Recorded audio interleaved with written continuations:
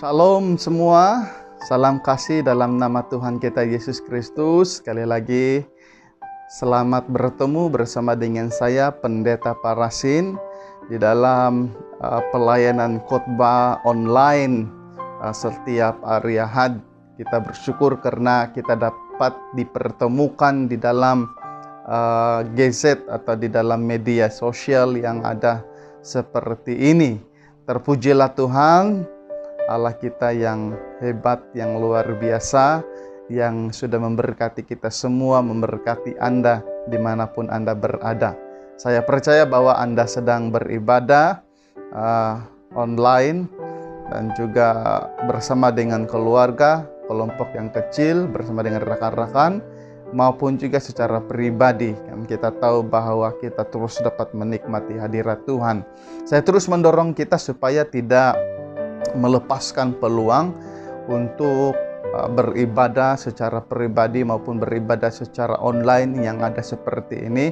Walaupun kita tidak dipertemukan secara fisikal, tidak diperkumpulkan secara fisikal, secara beramai-ramai, tetapi kita masih dapat belajar, dapat berkongsi firman Tuhan, dapat memuji Tuhan secara online. Jadi saya masih menyarankan supaya ikutilah ibadah online di gereja di mana Anda bergereja, dan saya percaya bahwa kita terus dapat melakukan rutin kita sebagai orang-orang percaya untuk terus beribadah kepadanya. Bukan saja kita harus ada di gereja, kita dapat memuji menyembah Tuhan, tetapi juga dimanapun kita berada, kita dapat memuji dan menyembah Tuhan di sana. Nah, saudara-saudara, hari ini kita mau melanjutkan pembelajaran firman Tuhan yang terambil di dalam Kisah Para Rasul, bab yang ke-7 ayat yang ke-49. Sekali lagi, Kisah Para Rasul, bab yang ke-7 ayat ke-49. Demikian firman Tuhan. Langit adalah takhtaku dan bumi adalah tumpuan kakiku. Rumah apakah yang akan kamu dirikan bagiku? Demikian firman Tuhan. Tempat apakah yang akan menjadi perhentianku? Nah, ini bahagian firman Tuhan yang akan kita pelajari, kita mendalami, memahaminya bersama-sama pada hari ini. Nah, sebelum kita masuk di dalam perenungan kita firman Tuhan ini, mari kita berdoa. Kami mengucap syukur Tuhan untuk berkat dan kebaikan-Mu, kesempatan yang Tuhan berikan dan bukakan kepada kami. Semuanya itu karena anugerah dan kasih Tuhan. Bapa di surga, hari ini kami mau belajar sebahagian firman Tuhan untuk menjadi kekuatan kami, menjadi bekalan kami di masa, di hari-hari yang ke depan ini. Biar kiranya melalui pembelajaran firman Tuhan ini, kami akan terus dikuatkan, kami akan terus dimotivasi untuk melalui keadaan yang sedang kami hadapi. Terima kasih Tuhan, biarlah Roh Kudus-Mu terus mengajari kami, memberikan kami pengertian akan firman Tuhan ini. Di dalam nama Yesus kami berdoa. Amin. Saudara-saudaraku yang saya kasihi di dalam Kristus Yesus Tuhan, bahagian pembacaan kita sebentar tadi itu adalah kutipan ulang yang diambil oleh Stefanus semasa dia membela dirinya di mahkamah agama pada waktu itu. Nah, kita tahu bahwa Stefanus adalah seorang dari ke-7 orang yang telah dipilih melayani orang-orang miskin yang terdapat di Yerusalem pada waktu itu. Oleh karena pertambahan jemaat yang semakin banyak, maka boleh dikatakan para rasul, 12 para rasul itu tidak lagi cukup tangan untuk melayani orang-orang yang semakin bertambah. Nah, mereka bukan saja melayani di meja, tetapi juga melayani dalam doa, melayani di dalam pengajaran akan firman Tuhan. Jadi mereka akibat daripada bertambahnya jumlah jemaat, maka mereka tidak lagi dapat mempersiapkan diri mereka untuk mengajar firman Tuhan yang menjadi tugas hakiki mereka, sehingga kan mereka memilih 7 orang ini. Dan 7 orang ini yang disarankan oleh para rasul adalah mereka yang terkenal baik dan yang penuh dengan roh dan hikmat. Kita boleh baca itu di dalam Kisah Para Rasul bab yang ke-6 ayat yang ke-3. Nah, sebenarnya apa isu yang berlaku sehingga ada pidato ataupun ada pembelaan diri yang dibuat oleh Stefanus dan terdapat di dalam teks pembacaan kita, yaitu di dalam Kisah Para Rasul bab yang ke-7 ayat yang kedua sehingga ayat ke-53. Ada suatu ucapan yang panjang, pembelaan yang panjang yang disampaikan oleh Stefanus. Nah, saudara-saudara, Stefanus yang adalah penuh dengan karunia dan kuasa dan juga mengadakan mukjizat dan juga tanda-tanda kepada orang banyak, ini tidak menyenangkan hati orang-orang Kristen Yahudi yang dikenali sebagai orang libertini, orang-orang ataupun jemaat orang libertini. Mereka melihat keadaan ini dan mereka ini berdebat dengan Stefanus. Siapakah jemaat orang libertini ini? Mereka ini adalah golongan orang-orang Yahudi yang berkumpul dari beberapa tempat. Mereka ada dari Asia, ada dari Kilikia, ada daripada Mesir, dan beberapa tempat yang lain. Dan mereka menggelar diri mereka adalah jemaat orang Libertina. Dan mereka inilah yang tampil ke depan untuk berdebat ataupun bersoal jawab dengan Stefanus. Lalu mereka tidak dapat melawan hikmat Stefanus oleh karena hikmat dari Stefanus itu datang daripada Allah, dan juga Roh Allah terus mendorong Stefanus untuk menyampaikan kebenaran-kebenaran firman Tuhan. Nah, apa yang terjadi, saudara-saudaraku, adalah mereka menampilkan saksi-saksi palsu dan juga pada masa itu mereka mendesak ataupun mempengaruhi pemimpin-pemimpin agama, dan membawa Stefanus ke muka pengadilan di Mahkamah Agama. Dan sampai di sana, sebenarnya kalau kita membaca, mereka melihat muka Stefanus seperti malaikat, sungguh luar biasa. Apabila mereka melihat Stefanus, mereka dapat melihat muka Stefanus seperti malaikat.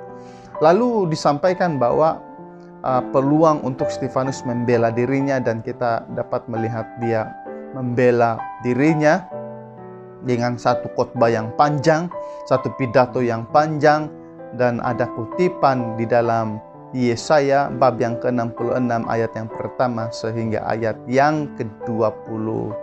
Ayat yang pertama sehingga ayat yang kedua. Dan di situ kita dapat melihat apa yang sudah disampaikan. Dikatakan bahwa langit adalah takhtaku dan bumi adalah tumpuan kakiku. Rumah apakah yang akan kamu dirikan bagiku? Demikianlah firman Tuhan. Tempat apakah yang akan menjadi perhentianku? Sesuai dengan tema kita hari ini yang bercakap tentang gereja adalah rumah. Ini satu bahagian yang sangat penting bagi kita. Nah, kita harus melihat kata gereja itu sendiri, oleh karena kita sudah biasa dengan apabila dikatakan gereja itu bercakap tentang bangunan. Selalu dalam pikiran kita, selalu yang terjadi di tengah-tengah kita adalah bahwa gereja itu adalah bangunan. Nah, menurut bahasa aslinya yaitu eklesia, kita dapat melihat bahwa maksud daripada kata ini adalah orang-orang yang dipanggil keluar, ataupun secara sederhana adalah perkumpulan orang-orang kudus ataupun persekutuan orang-orang percaya yang dikhususkan bagi Allah kita. Nah, ini konsepnya tetap sama kepada bangsa Israel, tetapi tidak hanya kepada satu bangsa, tetapi ini dibukakan kepada setiap orang, setiap suku bangsa dan tidak mengira siapa mereka. Asal mereka percaya mereka adalah dianggap sebagai gereja Tuhan. Nah, saudara-saudaraku, juga perkembangan daripada itu, gereja itu sendiri tidak hanya melihat kepada gedung ataupun hanya persekutuan, persekutuan, tetapi secara kecil konsepnya itu adalah bahwa kitalah gereja itu, karena bait Allah atau bait roh itu adalah hidup kita, hati kita yang menyembah, yang memuji, yang meninggikan, yang mengakui Dia sebagai Tuhan dan penyelamat kehidupan kita. Nah, oleh sebab itu saudara-saudara yang saya kasihi, bahwa kalau selama ini kita berpikir bahwa gereja itu bercakap tentang bangunan, kita perlu memperbetulkan konsep pikiran kita. Memang secara fisikal kita melihat bahwa ada banyak-banyak gedung gereja, ada banyak denominasi yang ada di Sabah, yang ada di Malaysia, bahkan yang ada di seluruh dunia. Tetapi gereja ini bukan itu yang dimaksudkan, tetapi yang dimaksudkan itu adalah diri kita, di mana kita ini adalah tempatnya Roh Tuhan tinggal, tempatnya Allah tinggal. Karena itu di dalam pembacaan kita bahwa rumah apakah yang hendak kita bina untuk Tuhan? Sedangkan langit saja adalah tumpuan, adalah taktanya, dan bumi ini adalah tumpuan kakinya. Bagaimana kita boleh menyatakan bahwa bangunan, gedung itu menjadi tempatnya rumah Tuhan? Oleh sebab itu, Allah tidak memerlukan tempat, Allah tidak memerlukan bangunan, Allah tidak memerlukan suatu yang boleh dikatakan yang megah, yang besar, yang cantik. Tetapi yang Allah perlukan adalah sejauh mana hati kita dapat menyimpan Allah yang maha besar itu dan mengakui Dia sebagai Tuhan dan penyelamat kehidupan kita. Itu yang menjadi bahagian ataupun pertanyaan kepada kita semua. Nah, saudara-saudaraku yang saya kasihi di dalam Yesus Kristus Tuhan, kita tahu bahwa perkembangan bait Allah itu sejak dari Musa kepada Daud, kita dapat melihat itu adalah kemah perhentian. Dan sesudah Daud yang mempersiapkan segala bahan-bahan dan dibina oleh Salomo, menjadilah satu bait Allah. Dan ya, kita tahu bahwa bait Allah ini pernah runtuh sekali, tetapi dibangun sekali lagi dan runtuh lagi pada tahun 70 Masehi pada waktu itu. Dan ya, kita tidak dapat melihat lagi bait Allah yang ada pada sekarang ini jika kita berada di Yerusalem dan sebagainya. Nah, saudara-saudara yang saya kasihi, bahwa perkembangan yang ada seperti ini memang secara fisikal ada perkembangan, demikian juga secara organisasi ada perkembangan, secara pengandalian yang ada di sana, secara pentadbiran juga ada perkembangan sejak dari kemah perhentian sehingga kepada bait Allah. Itu sistemnya ada banyak perubahan-perubahan, tetapi kita tidak akan berbicarakan di sini. Tetapi yang sangat jelas adalah rumah-rumah seperti ini telah menjadikan dan telah mengurung Allah di sana. Dan orang-orang hanya datang ke bait Allah hanya untuk mempersembahkan sesuatu kepada Allah. Lalu apabila mereka keluar, apabila mereka kembali ke tempat masing-masing, mereka hidup seperti biasa, hidup di dalam dunia ini, memisahkan apa yang rohani dan apa yang dunia. Dan apa yang rohani itu hanya mereka melakukan sebagai suatu kebudayaan, sebagai suatu kebiasaan. Dan apabila mereka berada di kalangan kehidupan mereka seperti biasa, mereka hidup seperti dunia ini, tidak mengenal Allah, tidak hidup seperti mana yang disarankan oleh Allah. Nah, saudara-saudara yang saya kasihi, sekali lagi saya mengatakan bahwa gereja itu adalah kita. Di mana kita berada, gereja Tuhan itu ada di sana. Oleh sebab itu Allah berkata, Yesus berkata bahwa jika ada 2-3 orang berkumpul atas namanya, Dia hadir di sana. Karena Dia mau supaya persekutuan itu terjadi di atas nama Yesus Kristus sendiri. Nah, karena kita adalah gereja, kita tidak terlepas kepada suatu perhimpunan yang besar atau suatu persekutuan. Karena kita saling memerlukan satu di antara yang lain. Karena kita ini adalah gereja bahagian yang bahagian tubuh Kristus yang ada di dunia ini, yang harus menjalankan fungsi kita sebagai gereja di tengah-tengah dunia ini, yang kepalanya adalah Kristus sendiri. Nah, oleh sebab itu, fungsi kita adalah untuk terus bersaksi, terus menyampaikan kebenaran-kebenaran akan firman Tuhan, terus berdoa untuk dunia ini, terus melayani untuk dunia ini, supaya dunia ini mengenal siapakah Dia, Allah yang benar itu.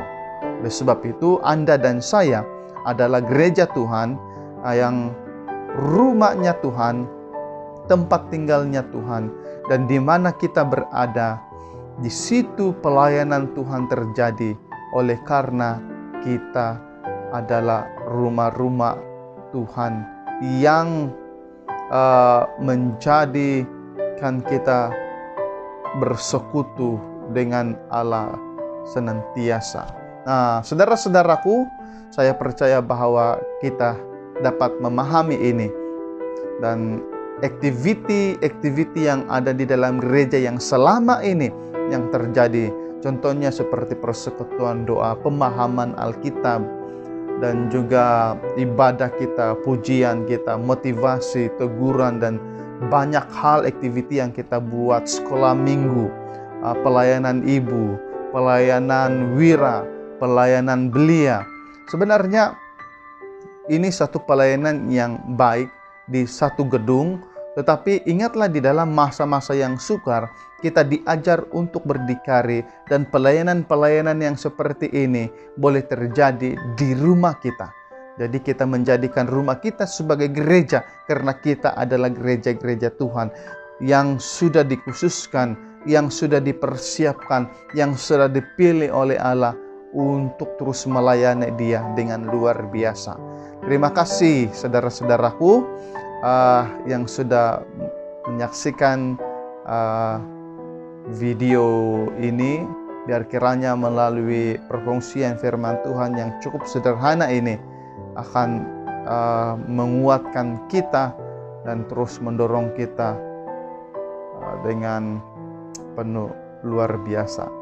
Selamat menjalani kehidupan. Jadilah saksi Kristus di mana juga Anda berada. Biarlah terang Kristus Yesus bercahaya senantiasa di tempat di mana Anda berada. Selamat bekerja yang sudah bekerja. Selamat melayani semua di ladang Tuhan yang besar ini. Kiranya Anda terus bermotivasi untuk mengerjakan pekerjaan-pekerjaan Tuhan.